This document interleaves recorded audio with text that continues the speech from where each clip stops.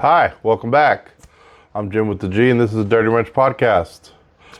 Thanks for joining us today. Try to keep everything short, sweet, and simple for the intro. You guys seem to be gaining traction. And the last episode that I just did straight video, you guys liked a lot. It's one of my most viewed videos. So I'm just going to start uploading videos so it takes less time. I don't have to edit as much. I just got to edit one time. And as you see, I got new mics. So we're going to try the wireless mic instead of the wired mic, which aesthetically maybe you guys like that better. I don't know. It is what it is and it ain't what it ain't. But yeah, glad to see you guys are tuning in. We got 2 more followers since our recent episode on, what's today, Wednesday, Monday? Did I do an episode Monday? Maybe it was Friday? I don't remember. Too much stuff going on, not enough time. But anywho, yeah. Hope you guys still enjoy the content. Hope you guys are liking it. Like I said, if you guys want to hear about something or got something to say about what I had to say, leave a comment. Go on social medias. The last video will be posted hopefully tonight, maybe. I'm trying to get there, working on it. Samsung did this thing where they got rid of something and it made things a lot easier for me, but trying to work around it. So not my fault, not their fault. Well, I guess it is their fault, but just gotta learn it. And yeah, so try to keep a good show today and try to stay more focused on the camera. It's hard, but I will tell you this, now that I have these microphones, I'm definitely gonna try to do a lot more hands-on videos, which I think is what you guys are waiting for. Trying to work out camera angles, cameras, camera holder. So trying to figure that out. But yeah, stuff I just got to worry about. If there's something specific, maybe you guys want to see a video on a common problem or something, let me know. Leave a comment. You know, you want to learn something, multimeter stuff, troubleshooting, thought process, troubleshooting, what is it called? Narrowing down issues, what to test, what not test. Let me know. But anyway, let's get on to today's show. Let's get this ball rolling. Welcome to the Dirty Wrench Podcast, the show that goes in, out, and all around the heavy equipment world. And now, here is your host, Jim with a G.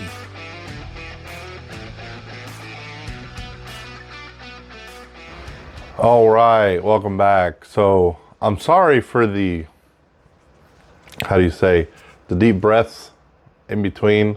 I'm going to try to not do that so loud to make it sound like I'm 10,000 pounds. I mean, I'm heavy, but I ain't that heavy. You know what I mean? But it's hard to do because I already have that habit. And I guess my other microphones never picked it up. So I guess that's funny or not. I also got a stuffed up nose, so that's not helping either. But show's about to go on. Anywho, so today, let's see, we have a few things we can talk about, but I don't have a lot of things that I can stay on track for. So here lately, all my videos, I've been looking away and trying to think about what I needed to say, and I need to pick topics that I can just roll off the sleeve with and keep talking. So this video is going to be for the technicians, for mechanics, for people trying to get stuff, for the, you know, any dealership people mostly, stuff like that, that would, is benefiting you because you're the only ones that are going to deal with this. And that's going to be warranty. So a lot of people, and I say a lot of people, but just people in general, that warranty is a very loose term. And oh, damn it. And so, you know, when you talk about warranty, everybody has a different opinion of what it should, what it shouldn't be. Oh, there it is again. What should be covered, what shouldn't be covered, where it should be covered, and for how long it should be covered. And that's not the problem. The problem is that It's just another form of customer service. And the warranties there, one, help dealerships make money, but two, so the manufacturers know, hey, this is all going bad. What can we do better on? And that's not the direct reason warranty's there, but that is one of the main data points manufacturers use to understand what they designed, what they need to improve on. Is it a problem? Doesn't need to be a recall, you know? And that's why warranty is like kind of, you know, a slippery slope, because some people try to be honest with warranty and some people do its best for customers with warranty.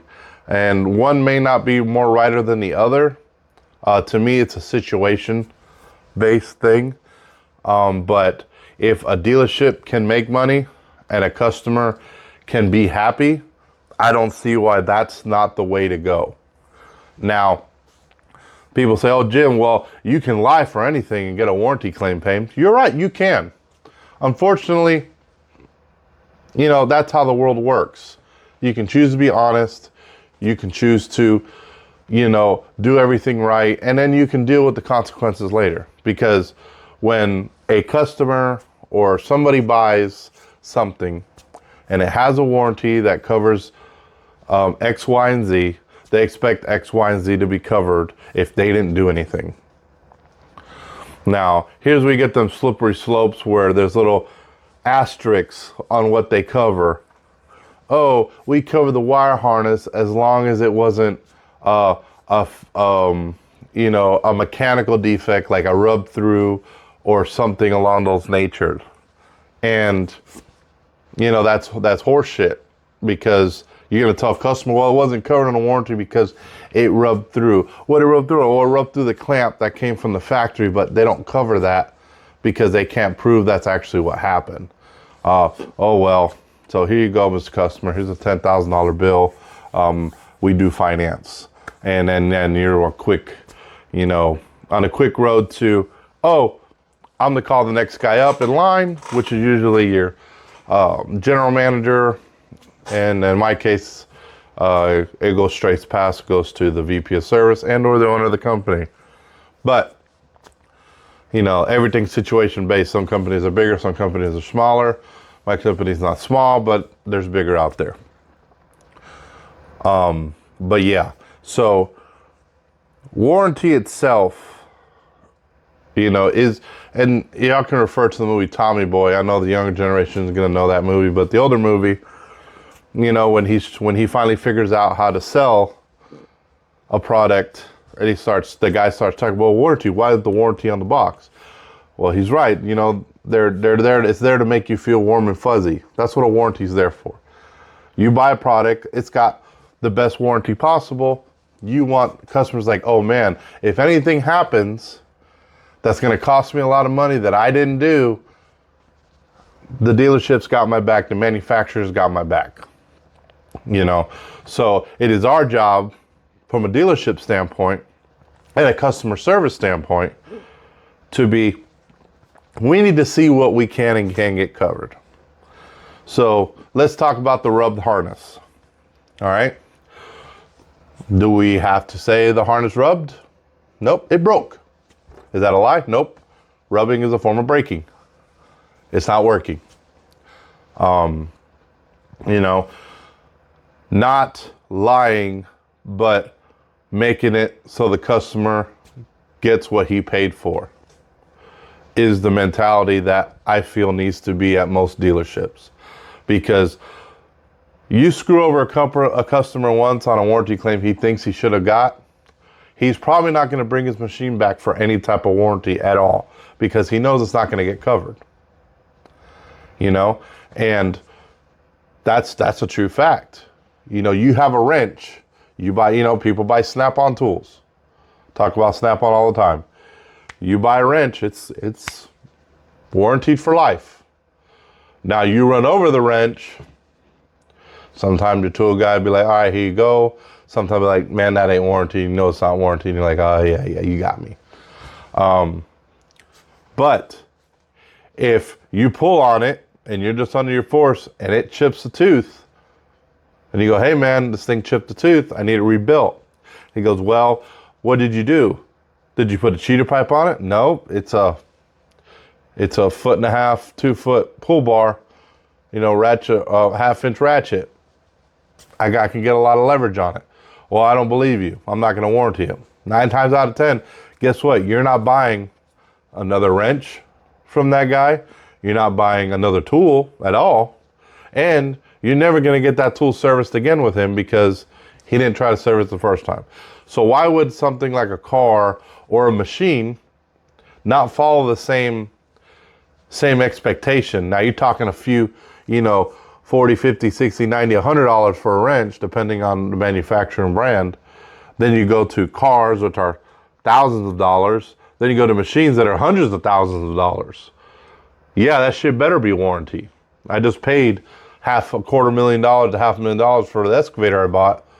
Y'all better replace that light. That was a lot of money. Now, a lot of money is different to a lot of people. So you can't really talk like that, can't really say stuff like that, because you got customers that buy 1 or 2 machines and, they're starting a small business. That's a lot of money for them. Then you got customers that buy 20, 30 machines at a time. It didn't even blink of an eye signing the check. So, it's different. But I will say this. From the little guy to the big guy, go ahead and don't do what you can to get stuff covered under warranty. Because that next round of machines won't be from you. And you can say whatever you want. Salesmen sell machines, cars, whatever. Service sells the next one. That is true as I am standing in front of you here right now. I've been a part of that. I've seen that. I've seen people who sell machines Johnny on the spot because things didn't go the way they needed to go. I've seen that happen. And they never buy another machine from that manufacturer. Not because the manufacturer did them wrong, was because either A, the dealership didn't come to the plate, or B, when the manufacturer had to come to the plate, they're like, no, we're not going to do anything because that was his deal. Doesn't matter that he doesn't use his machine, only has 200 hours. It broke. It's broken. I can't help that. And sometimes things end up that way. There's nothing you can do about it. But, like I said, warranty is another form of customer service. All right? Now, your customer, the end user, doesn't have to deal with the warranty department or the manufacturer's warranty department that, goes through. That is our job. The technician, the service advisor, service manager, all of them, they have to deal with getting that claim filed and paid, getting the information they need, getting all that stuff paid. And there's nobody else responsible for that but them. And, like I said, if a machine has it and it can be covered, it needs to be covered. Bottom line. There's no arguing about it. There isn't. And the dealerships that don't do that, you're just losing out. You honestly are. Because now you got to hope and pray that they just want to run a John Deere or a Cat that much. Or they want to run a Bobcat that much or a Kubota. You got to hope that they want to. And, what's fair is fair and what isn't. But it's got to be there. All right? We have, my dealership does very, very high volume. I can't say that it is one of the highest, but we've won awards for it. It's so high for as not big we are. And most of it come out of my branch because I'm at a corporate branch. But, it's crazy how much more business we get because of the things we do for people. We've warranted things for people that shouldn't have been warranted. But because we tried, because we gave an effort, we found a way to get things covered. All right? And a lot of people just don't go through the effort. They'll say yeah or no. What's the worst they can say is no. You know what I mean? There's only to gain. You can't lose anything if you try to file a warranty claim and they deny it. You're still lost because the machine's still broke. Now obviously you make sure before the repair is made that it would be covered or would not be covered, or you figure out how it would be covered. That way you know how to proceed. But you get these, and here's the bad apple of it. You get these customers that don't have the money to, I'm not saying they're gambling, but you're gambling with their money. If you try to submit a warranty claim, it doesn't get paid, and you already did the work, because now they owe you the money. And that's another slippery slope that a lot of people don't like to talk about, but it does happen, and that's where the bad blood comes. But if you get half the bill paid, if you can get a quarter of the bill paid, you can get 3/4 of the bill paid, they can't be that mad, because they come for a deal or a less price of what it could be if they had to pay for it out of pocket, and they got it. There's no statute of limitation on the denomination they should receive or not have to dish out to get that benefit. And sometimes it's a few $100s will make somebody happy. Other times, it has to be a few $1,000s to make somebody happy. But at the end of the day, it's what gets everybody paid. Deciding what should be warranty and what should just be a repair. Prime example, I got a dozer, I got to put a cab harness in. Cab harness isn't available till January of next year. It's not my fault. But machine has full coverage. So now Komatsu's got to come to the plate. Or Cat would have to come to the plate. Or John Deere would have to come to the plate, depending on whoever dealership you are. They have to come up with that part because it failed within their warranty. So it has to be repaired regardless, because that's what they paid for, and it was a failure that was warrantable. Then another one, we got another one. The backup camera stopped working because the harness, those 3 wires broke for the backup camera, 4 wires. And an overlay fixed it within 5 minutes. Guess what? Machine had full warranty. If that harness fails again, we would not be able to warranty it because A, either the warranty would go out, or B, it wouldn't be warranty because unless it come back to the same branch, they wouldn't know that somebody altered it. So it has full machine warranty. It covered the harness. Guess what the machine got? A brand new harness. Is the customer mad? Nope. Yeah, he's out his machine a few extra days. Are we mad? No. Why? We're getting paid to put the harness in. It's a win-win, so why not? And then the manufacturer, they say, all right, well, we want to see the broken harness. Here you go. You ship it back to them. They get research and development out of it. They go, oh, it broke because of this. We'll know better for next time. Everybody wins. And then the next model doesn't have that problem. Or it's an anomaly. It just happened 1 or 2 machines. It doesn't matter. But your main focus should be warranty. You need to put your foot forward, put in the effort, and do that deed for the customer. Now, customer, doesn't do a lot for you guys, maybe he's a pain in the ass. Heaven forbid a customer's a pain in the ass.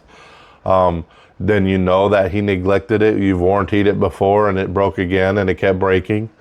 Guess what? We can't warranty it anymore, man. You keep doing that. That's where it comes back to situational warranty. All right. One customer blows a floating seal on a final drive because he went through a barbed wire fence. Hey, it's cool. We had a bad oil sample before then that shows it could have been failing. We'll put a new one on there. You just need to make sure you're checking your oil. Then we got other customer B. Hey man, your oil's low in your drive. I see you have a leak. You don't want to fix it? Nope, got to run the machine. Hey, you better keep oil in this thing because it's going to get worse. and you're going to be at the shop with a blown final drive. 2 weeks later, machine's at the shop with a blown final drive. Hey, it's not warranty, man. Well, why wasn't it warranty when it was warranty before? Because we told you and you didn't listen. Now you have to pay the price. I mean, we documented it. We have proof that you chose not to. Well, somebody needs to fix this. We don't. We don't need to fix it because we told you you didn't listen. Well, I'm going to call somebody. I'll call them.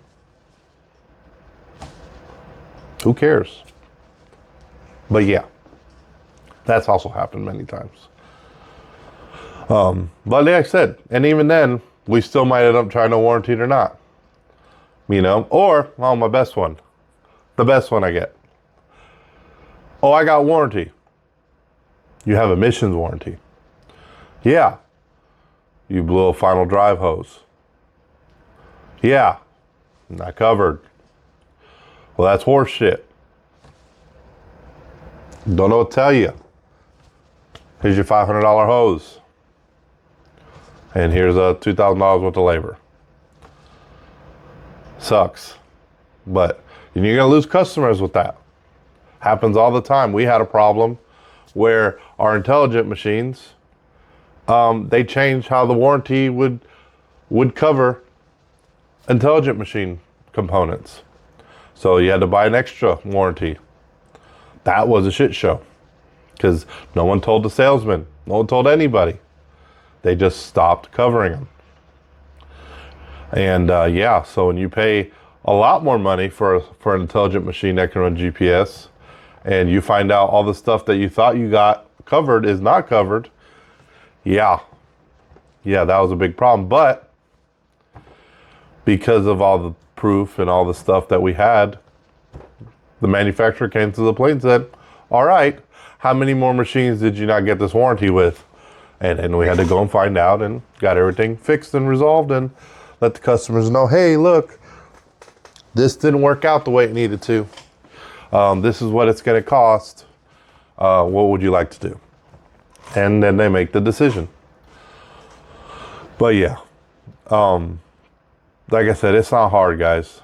As a technician, as a dealership technician, warranty work is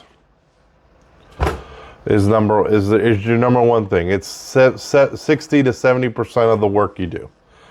And the reason I said it, and I say it 1,000 times, people who have really broke stuff aren't going to pay the money to bring it to dealership people unless it's really messed up or they really can't fix it. And so most of the stuff you go to, field techs, most of the stuff you go to is warranty. Very rarely do you go to a machine that's partially broken and you fix something that's not warranty, unless they got a fleet of them.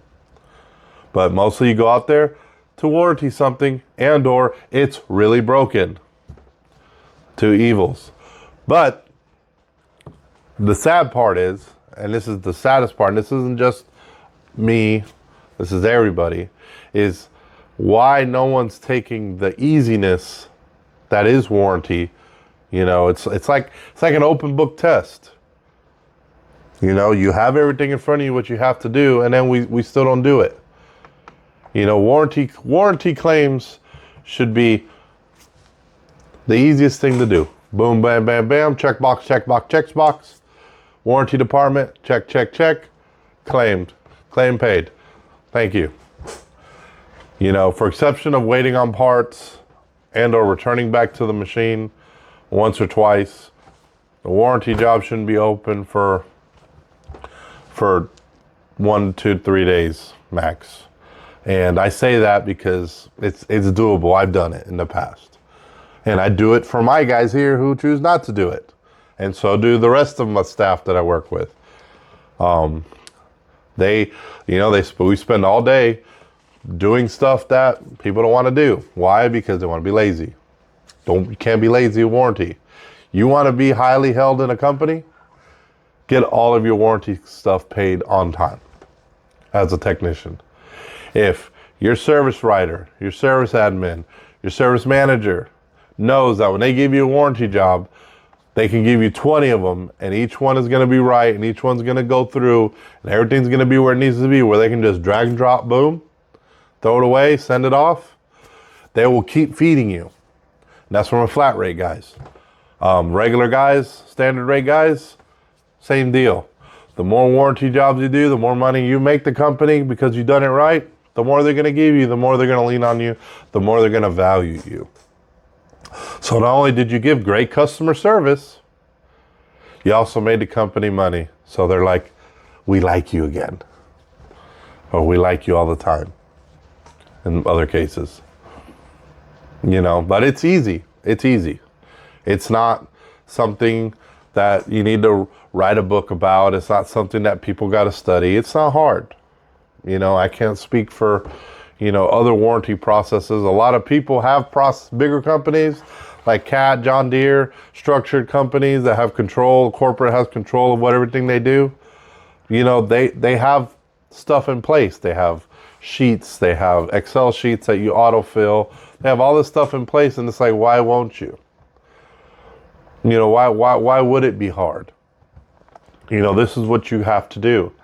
And it's just wild. It's wild that so many people are missing out on, one, another machine sale, or two, money and revenue from the warranty job.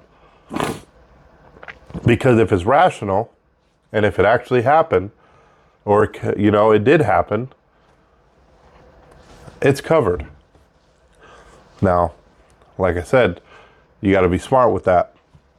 You can't put, if you did a hydraulic flush and you put new oil in it, and then another, then you had to drain it out because a line blew, whatever, to fix it. You're going to keep that oil. You're not going to throw it away because warranty's not going to pay for another 50 gallons of oil just because you had to drain it to change out a line. That's an extreme situation, obviously. But, you got to be smart about it. There's things you get away with, things you don't get away with, things that happen, things that don't happen. That's why a lot of reasons, there's a lot of service writers, just to do that. There's service writers' sole purpose is to work up jobs and get them to the customer or warranty or wherever they got to be. That is their job. Nothing more, nothing less. And why do they have to be there? Because technicians don't do so good doing that. And that's a problem. Because that shouldn't be it. You get a bad rap, you're on autopilot. Anybody can just fix things. That doesn't require anything. Yeah, half the time, it's replacing parts. Components fail. You got a 50-50 shot swapping a part. It works, it doesn't. You weigh out cost per labor hour to replace the part. If it takes 3 hours to troubleshoot the part and it takes you 5 minutes to swap the part out, guess what you're doing? You're swapping the part. Obviously now if the part costs more than 3 hours worth of labor, then you got to weigh it out. Partial troubleshoot. Look at it. Make sure the component is bad. Weigh out your options. But that's the biggest, component parts. Which most warranty jobs are what? Product replacement. Sensors fail, stuff fails. That's what warranty is there for. The troubleshooting. If it is warranty, do the troubleshooting. Because guess what you're going to get paid for? The troubleshooting. Now, don't take 20 hours to do 5 minutes of troubleshooting because they're not going to pay that. But if you had to take apart half a machine to get to the harness to troubleshoot if a sensor is bad or not, or it's a broke harness, they will pay for that. It's up to you to write that story correctly. It's up to you to tell the story and let them know. Because unless your service writer was a technician or mechanic and they've done exactly what you told them to do or what you've done and the way you've done it, there's no way they're going to know what you mean when you say things. And this is just from experience. They don't. That's not beneficial to their job. Their job is to write, take information, put it in their data entry, you can call it, and get it gone. You know, we have 2 people, that's all they do. Data entry. Boop, boop. Some would argue, all of us, that's all we do when we set up this data entry. But, you know, it's not hard, especially when there's people to do it for you. But why should people have to talk for you? Why can't you talk for yourself? I mean, have a little more for yourself, you know what I mean? Like, you're smarter than that. You know, if you hold yourself as a higher mechanic or technician and you're capable, you know, you do things out of the norm, you solve problems by thinking outside the box, you should have no problem putting a story on paper and writing. If you cannot do that, and when it comes time to explaining yourself on what you did, and you cannot do that, you're not that great of a technician. And I say that because if you can't explain what you did correctly to people, do you really understand what you were doing? Because when you understand something, you can explain it. There's a million things in your life that you over-explain when you don't have to because you understand it that well. And you can explain it 6 different ways. Now, not everything do you have to do that. ECM goes bad. Why'd it go bad? I don't know. It's got an internal defect. There's a short circuit between these 2 connectors. That's all it's got to go into. Nothing more, nothing less. It's not what we're talking about. But if you can't put on paper, all right, I ohmed out the harness checked out good, sensor ohmed out within spec. When you ohmed out these 2 wires to ground, there was continuity and the resistance was out of the spec given in the troubleshooting manual, indicating a defect inside the controller. Controller may need to be replaced. Done. Over with. You send that, you put it right down, you go, here you go. You send it to warranty, they're like, sounds good, you did exactly what we told you to do. You did exactly what you were supposed to do and what you've been trained to do as a certified technician. We will pay this claim. Thank you for doing that. Easy. And you can get mad about what I said about, oh, you know, I'm a good technician, I'm a great technician. I just can't write. Okay, that's the saying, oh, I'm a great surgeon, but I have Parkinson's. That doesn't work. That doesn't work. You can want it to, but this is the real world. This isn't high school. All right? If you don't practice typing, if you don't practice writing, you're not going to get better. And don't avoid it because you got to do it, you got to write. You got to write. You got to explain yourself. You got to read things. You got to do all that. So why not do it at work? It works on a get out of jail free card to do normal things. You know, there's too many technicians not getting warranty claims paid, or too many people having to bend over backwards to get warranty claims paid for technicians than there should be. And honestly, you can be a mechanic. Just because you can do something doesn't make you a great mechanic. Doesn't make you a bad mechanic. There's different levels. We said that.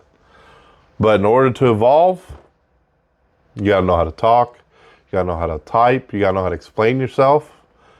You got to learn how to work equipment, obviously. Your technical equipment you use, your multimeter, you know, test gauges, all this stuff that you use. You know, you got to know it. And you got to know how to use it. And you got to explain how you used it. And that should be easy. It's what they trained you to do. You know? So you should be getting claims paid. You know, I don't know why. This is like the most overrated one, but it's amazing how many claims don't get paid on a national average. You know, I talked to the engineers of my brand that I deal with, and I talk to them all the time. Not because I want to, but because I have to for warranty purposes.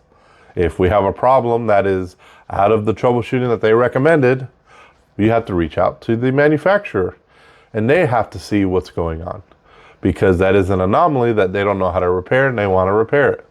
And once you deal with them and you give them feedback on what they ask you for, they said, you did what you were told.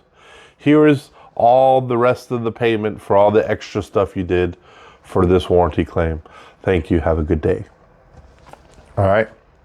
And it's that easy. you know? It's not hard. And you just say it, yeah, everything's easy. All you got to do, you really do all you got to do. No one's asking you to draw a picture, tell a story, once upon a time. No, just do what you, just explain yourself on paper so that people that don't know can understand what you're doing. And then you get stuff paid. And then you get more work because you get stuff paid. And things become easy. And the more you do stuff, the more you understand it, which gives you more understanding, which makes you better, which makes you seem smarter when you're explaining stuff, because you learn more and more and more the more problems you get through. But it's easy, guys. It's easy. You know, I've had people that were horrible people as like nobody liked dealing with them. You know, they were slow. They were so slow. But you know what they always got? You know what they always were? Efficient.